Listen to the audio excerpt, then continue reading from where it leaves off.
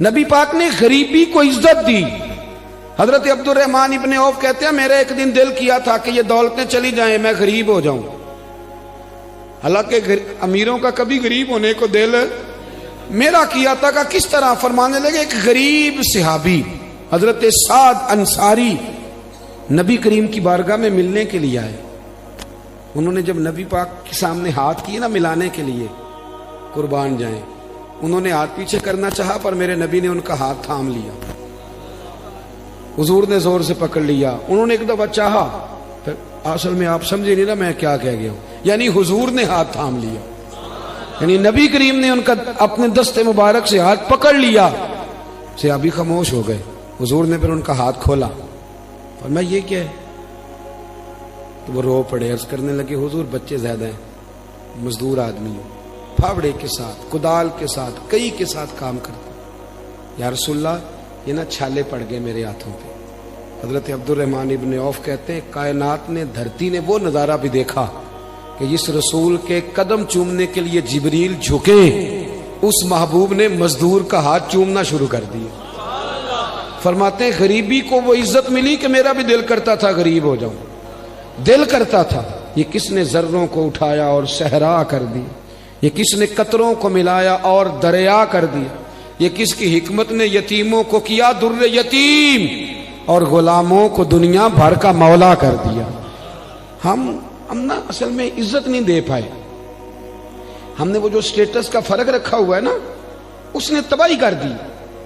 نبی کریم کا انقلاب یہ ہے کہ, اور حضور نے نا ایک اور بات بھی ذہن میں رکھی, نبی پاک صلی اللہ علیہ وسلم نے لوگوں کو بتایا کہ گناہ ہوتا ہے.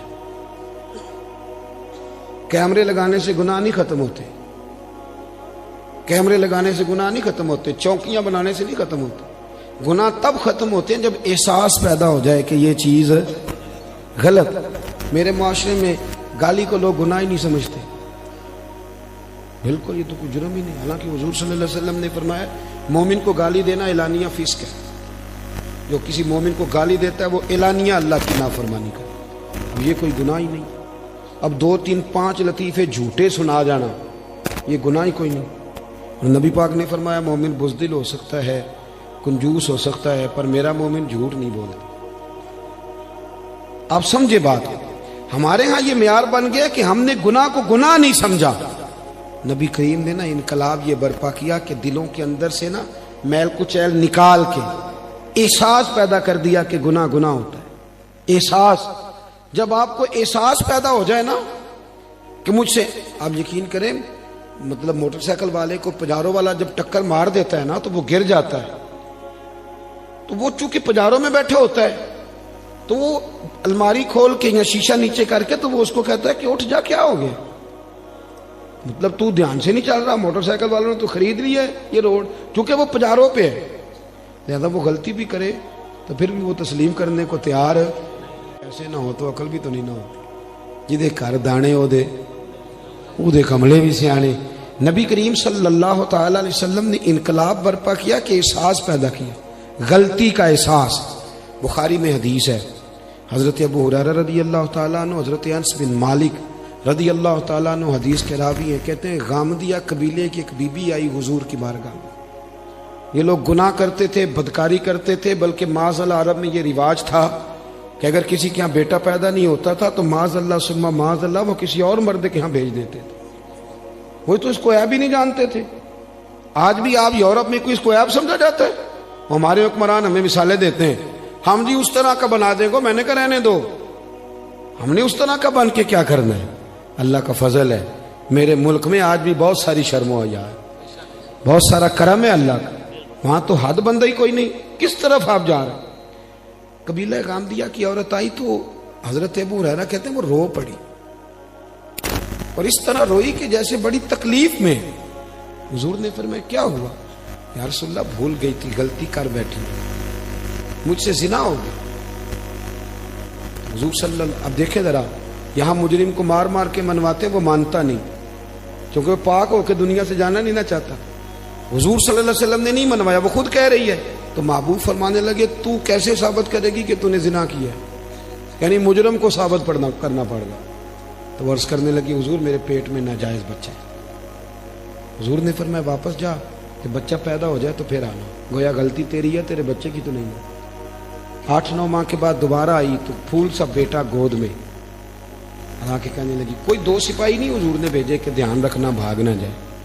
حضور کی نورانیت کا کمال یہ ہے کہ احساس پیدا کر دیا کہ گناہ ہوتا ہے، غلطی ہوتی، احساس پیدا کیا۔ وہ آئی، یا رسول اللہ یہ بچہ ہے، نبی پاک صلی اللہ علیہ وسلم نے فرمایا اس کو لے جاؤ واپس اور دودھ پلاؤ، جب روٹی کھانے کے قابل ہو جائے پھر آنا۔ وہ گئی، 2 سال کے بعد آئی تو بچے کے ہاتھ میں روٹی کا ٹکڑا تھا اور رو پڑی۔ صاحب کنز الاموال نے لکھا رو پڑی اور عرض کرنے لگی، یا رسول اللہ مجھے پاک کر دیں، حضور مجھے ساری رات نیند نہیں آتی، میں رو کے وقت گزارتی ہوں کہ اس حال میں مر گئی تو میں اللہ کی بارگاہ میں کیا منہ لے کے جاؤں، حضور مہربانی فرمائیں۔ یار یہاں لوگوں کو شعور ہی نہیں ہے، بڑے بڑے جرم لوگ اپنی چادر کے نیچے چھپائے پھرتے ہیں، پر احساس نہیں کہ ہم کسی طریقے سے اللہ رسول سے معافی لے لیں۔ یہ وہ انقلاب ہے جو میلاد والے رسول نے برپا کر دیا۔ اللہ اکبر۔ حضور نے ایک بچہ لے کے ایک صحابی کو دیا، فرمایا اس کی پرورش کرنا، اور پھر حضور نے لوگوں سے کہا کہ اسے پتھر مارو، اور مار مار کے سنسار کر دو۔ حضرت انس بن مالک کہتے ہیں اسے پتھر لگ رہے تھے اور نبی پاک بے چینی کے ساتھ اندر ٹہل رہے تھے۔ جب اس کا انتقال ہو گیا تو نبی کریم علیہ السلام کو آ کے بتایا گیا حضور انتقال کر گئی۔ آپ فرماتے ہیں کہ کمال اس کے آگے ہوئی جب نبی کریم نے فرمایا جاؤ اسے غسل دو، کفن پہناؤ، جنازہ تیار ہو جائے تو مجھے خبر کرنا۔ کہتے ہیں جنازہ تیار ہوا تو محبوب فرمانے لگے صفے بناؤ بھائی میں خود جنازہ پڑھاؤں گا۔ بعد مرن دے مکھڑا میرا ہو جاوے جے تازہ، پھر سمجھ لینا محبوب میرے نے آن پڑھے ہے جنازہ۔ فرمایا صفے بناؤ میں جنازہ پڑھاتا۔ حضور نے جنازہ پڑھایا تو حضرت انس بن مالک رضی اللہ تعالیٰ عنہ فرماتے ہیں جتنی دیر میں اونٹ ذبح کر کے کھال اتار کے گوشت بنا کے تقسیم کیا جاتا ہے اتنی دیر نبی پاک اس کے لیے دعائیں مانگتے رہے۔ ایک صحابی کی زبان سے نکلا یا رسول اللہ اس کے لیے جس نے ناجائز بچہ جنا ہے؟ حضور فرمانے لگے خاموش ہو جا، تم نے اس کا گناہ دیکھا ہے، اس کی توبہ نہیں دیکھی، اس کا احساس نہیں دیکھا، اس کے آنسو نہیں دیکھے؟ فرمایا اس نے تو ایسی شاندار توبہ کی ہے کہ اگر میں اپنی ساری امت میں بانٹ دوں تو اللہ سب کی بخشش فرما دے گا۔ جب تک کریم صلی اللہ علیہ وسلم نے نا غریبی کو عزت دے دی، وقار دیا۔ دوسرا نبی کریم صلی اللہ علیہ وسلم نے لوگوں کے دلوں میں احساس گناہ پیدا کیا، وہ سمجھ گئے یہ غلطی ہے اور ہمیں توبہ کرنی، سمجھ گئے غلطی ہے۔ ہمارے ہاں جب تک یہ احساس نہیں پیدا ہوتا کہ میں غلطی کر رہا ہوں، بہت سارے لوگ آ کے کہتے پیر صاحب مجھے یاد تو نہیں کبھی کسی کا برا چاہا ہو، یاد تو نہیں کبھی کوئی ایسا کام ہے کہ ابھی تم تو بڑا ولی اللہ بنے، اتنا بڑا دعویٰ کر گیا کہ تو نے کبھی سوچا بھی نہیں غلطی کا، تو پھر مطلب یہاں آنے کا کیا معنی تھا؟ ہمارے بہت سارے دعوے، میرے سمیت آپ کسی کو چھیڑیں وہ کہے گا ایک دنیا میں بندہ ٹھیک ہے جو میں خود ہوں، اس کے علاوہ کوئی ٹھیک ہے۔ بلکہ بہت سارے لوگ تو کہتے ہیں جی میں چھوٹا تھا تو ابا جی کام نہیں کرتے تھے، بڑا ہوا تو بھائی نہیں کرتے، اور زیادہ بڑا ہوا تو بچے نہیں کرتے تھے، یعنی ثابت کرنا چاہ رہے ہیں کہ ابے کو بھی روٹی میں نہیں کھلائی، میں نہیں پالا ہے۔ یعنی اپنے حق میں دلائل ہر وقت اپنے حق میں دلائل دینا بھی کوئی بات ہے بھائی؟ اپنے اندر اپنی غلطیوں کا احساس پیدا کر۔ تیسری بات، میرے نبی کریم صلی اللہ علیہ وسلم نے نا رشتوں کے اندر رشتوں کا احساس پیدا کیا۔ رشتے پہلے بھی تھے پر ان کا احساس، میلاد سے پہلے بھی رشتے تھے پر رشتوں کا احساس موجود۔ حضرت طارق بن عبداللہ رضی اللہ تعالیٰ عنہ فرماتے ہیں کہ میں حضور صلی اللہ علیہ وسلم کے اعلان نبوت سے پہلے ایک دفعہ مکے آیا تھا تو میں نے ایک شخص کو دیکھا ایک بوڑھی عورت کے گلے میں رسی ڈال کے کھینچ کے لے جا رہا ہے۔ میں نے اس سے پوچھا کہ کیوں اس بوڑھی کو تکلیف دے رہے ہو؟ تو کہنے لگا تو ہٹ جا، تو کون ہوتا ہے؟ میں نے کہا یہ کون ہے بوڑھی؟